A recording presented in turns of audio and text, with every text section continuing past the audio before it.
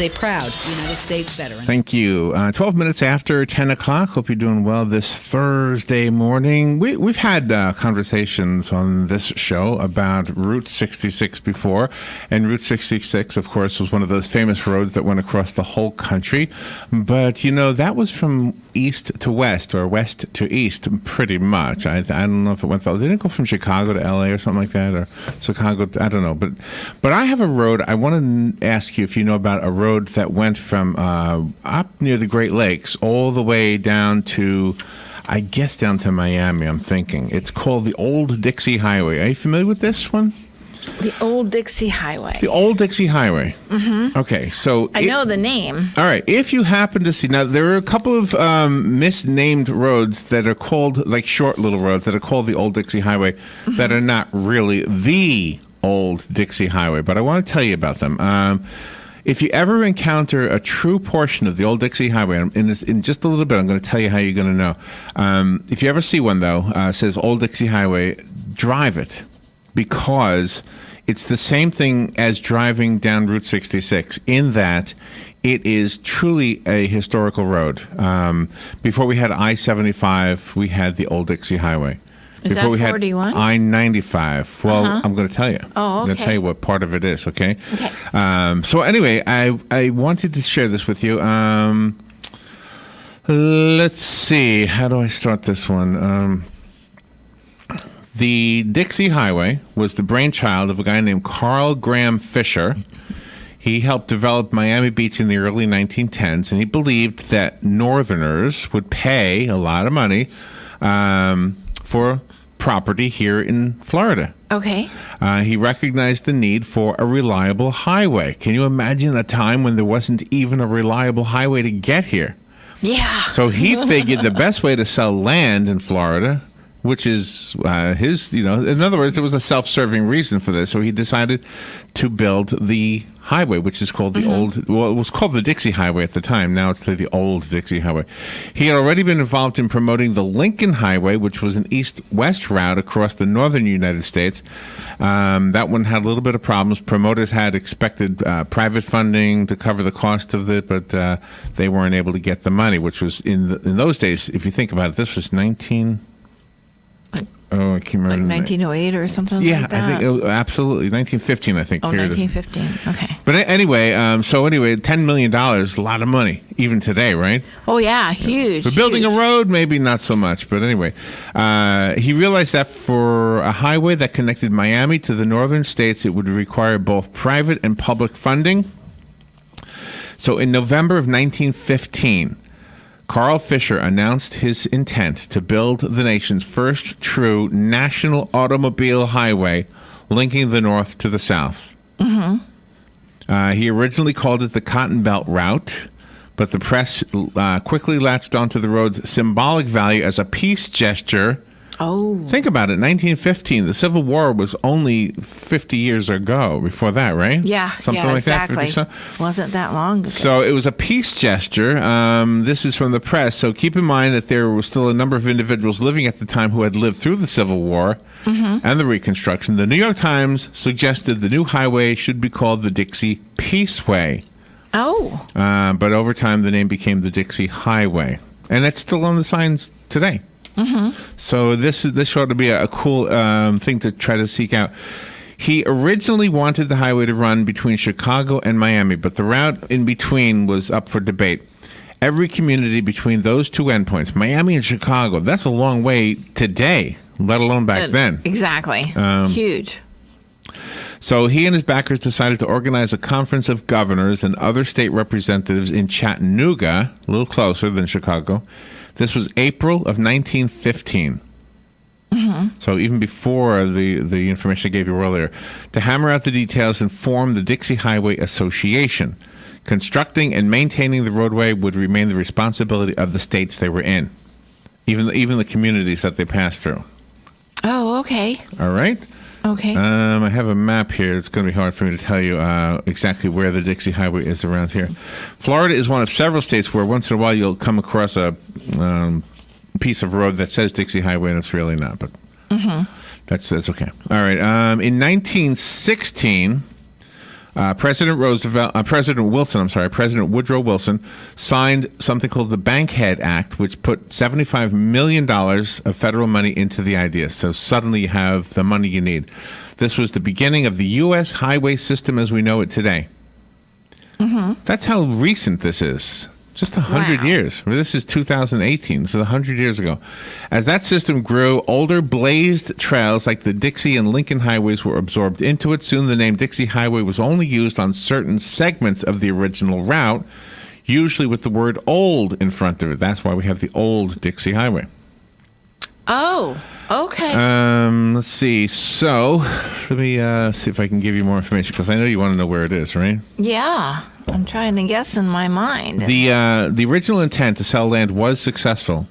People did drive down the route, and they did buy lots of land. LOTS, as in pieces of land. Yeah. Yes. But they might have bought lots of lots. I don't know. Depending on the money. Sure. So anyway, so a lot of people got together to put this together.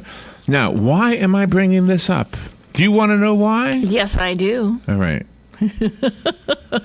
There is an event happening on May 20th at Green Clover Hall. Yes. At the McPherson Governmental Complex. Yes. This is this is a presentation being put on by the Marion County Museum of History. Mm-hmm.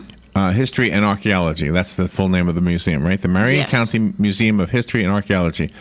They have a program on May 20th at 2 p.m. at Green Clover Hall.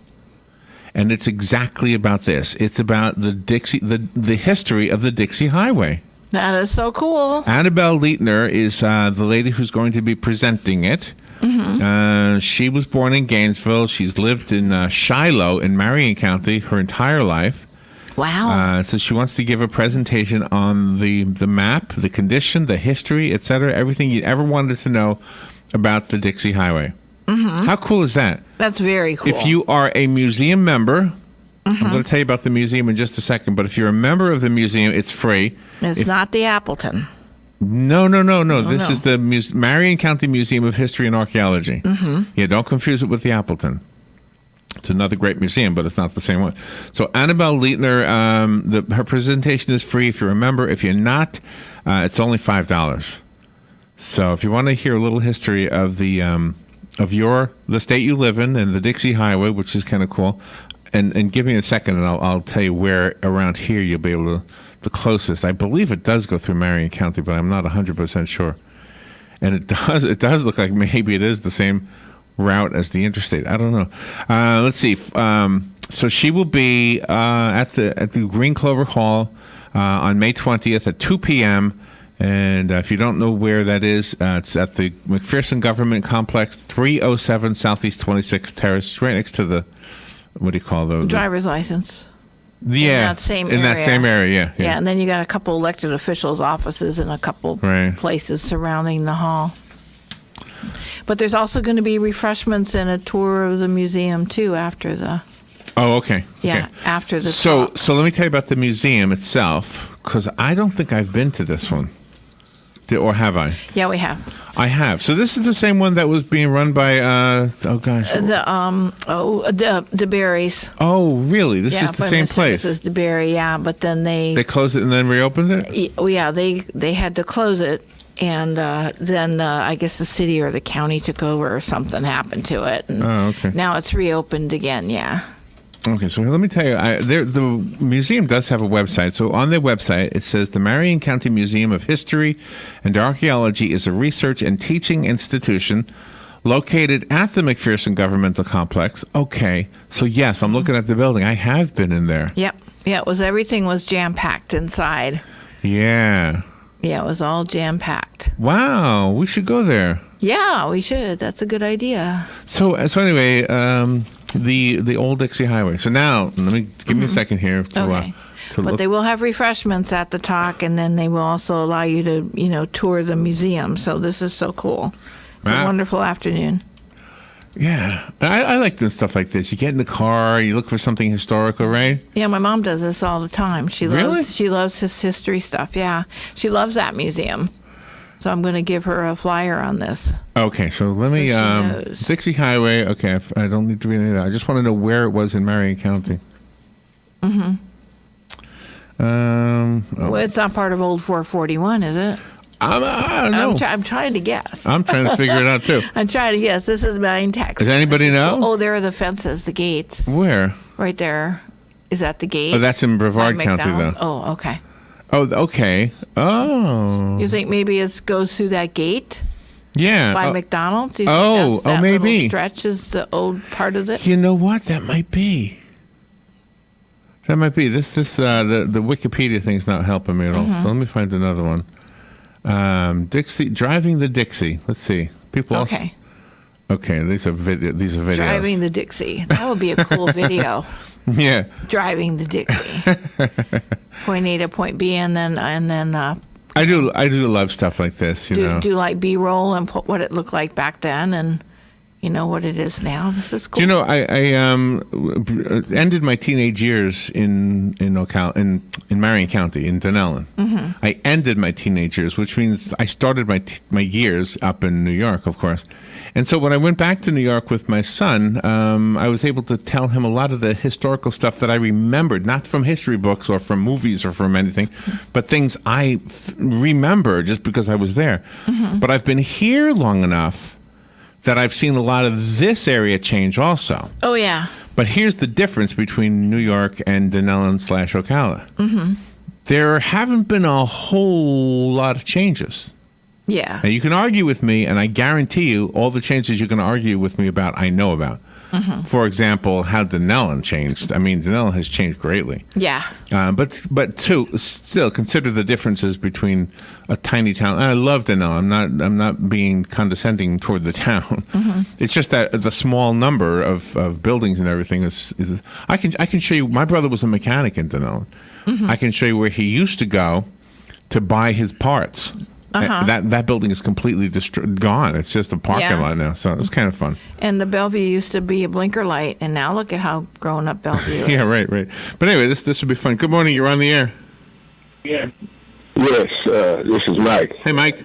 That old Dixie Highway used to come down from Williston, US 27, to what is now 30th Avenue out by the sheriff's office.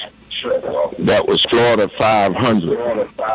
It crossed over to Highway 40, down to what is known now as Martin Luther King. And it went kind of meandered over. That was a bypass. And it went down to, like you said, by McDonald's. But then there was another bypass that went under the overpass over by Sunset Harbor Road. Picked up over there and went back over to South 441. So old 441 was the Dixie Highway through this area. Is that right? And, if you go up I-75 now, when you get up to near Atlanta, and leave I-75 and go to bypass 475, like you're going downtown Orlando. Right. There is still a portion of it there. They got it designated there, old Dixie Highway. Is that and right? it crosses over I-75. So let me ask you something. When you said it went past McDonald's in Ocala, those big posts, those big columns back there on that road behind McDonald's, I guess, is that the old Dixie Highway right there? No, not really. That's those columns was the marker for the boundaries of the city limits of Ocala. They had them on State Road 40, what was out by Morrison's Cafeteria. There was two there, and there's two is original now by McDonald's, and there was two on 200. And two at Florida 500 out by 27. But a lot of that history was torn down when the highway Ocala started to grow, so we destroyed a lot of history. Oh, wow. I love that kind of stuff. This is wonderful, Mike. Yeah, thank you, Mike. Thank you for sharing that with us. That was good stuff. Yeah, you're welcome. Bye-bye. Thank you. So I guess that road behind McDonald's was an original major road, right? Yeah. But not the old Dixie Highway, but the old 441 part of it was the major, and old 441 still runs behind the Ford dealership on Northeast Ocala. Yes. On North Pine. So that's part of the Dixie Highway North right there. 441. Yeah. That little piece. And then he said it curved around and stuff. So yeah. this is cool. I love this. Oh, wow. Yeah. You got to go to this. This yeah, is I just really like this nice. kind of stuff. You know, like when we go to, what's that place we go to over Helmets House? Is an old sugar mill or something? Oh, yeah. That's kind of cool to see, Yeah, too. that's very cool. Good morning. You're on the air. Yeah, good morning, guys. Interesting subject. I've been down here 20 years and seen a lot of changes in Ocala just in 20 years. Although we did lose our rail service, but we gained public transportation. There are 7 buses running right now. We got a brand new Veterans Park, a new library, and it's just it keeps going now. Hotel going up. It's really going and going. Yeah, no question. Ocala is growing. Yeah. Yeah, and I'd like to see some of the old stuff not preserved as necessarily to just to keep it, but to at least show it in the museum. I'm glad we have a museum. I need to get over there. I've only been there one time. So. Yeah. And of course, we got I call the gym. The area is the Civic Theater and the Apple Tent. And let's hope that don't go away either. Yeah, really. Yeah, they have very reasonable prices. Thank you. The Appleton and the Civic Theater. By the way, if you ever want to really, there's a few good books about Ocala's history. The one that I've always gone to for like references when we have this subject, although I don't have it in the studio right now, is the one by Mr. Dinkins. I can't remember the first name. Ocala Days. No, not Ocala Days. No, it's called Donnell and Boomtown of the 1890s. Oh, yes. Even though it's called Donnell and Boomtown of the 1890s, it does include Ocala and a lot of stuff in it, which is really cool. Very cool. I met a lady whose last name was Parker, and she told me that there was a town over there called Parkersburg that her family had started that was now a ghost town. So I went looking for it. It's actually in the book. Nice. I couldn't find it, but it says it in the book. It does. Right over by Lake Bonneville in Rainbow Lakes Estates. All right, that stuff is fun. Thank you for allowing me to do that. We'll take a little break. We'll be right back.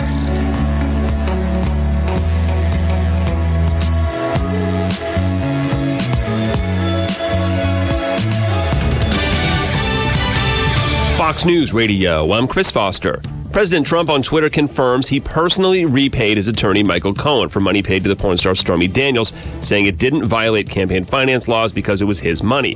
The president's new attorney, Rudy Giuliani, tells Fox and Friends... Cohen didn't even ask. Cohen made it go away. He did his job. He first disclosed the Cohen repayment last night on Sean Hannity's show.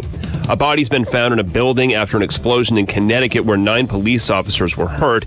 There was a standoff with a man accused of beating his wife. The fire is mostly extinguished.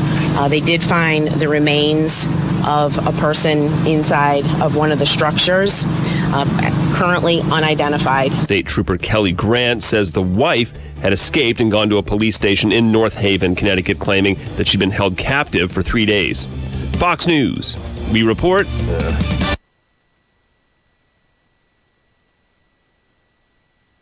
When you're hiring, you don't want to sort through dozens of irrelevant resumes. You want an efficient way to get to a short list of qualified candidates. That's why you need Indeed.com. Post a job in minutes. Set up screener questions based on your job requirements. Then zero in on qualified candidates using our intuitive online dashboard. Discover why 3 million businesses use Indeed for hiring. Post a job today at Indeed.com/hire. Search for greatness. Search Indeed. Save more with Liberty Mutual Insurance. Hey, what are you doing up here?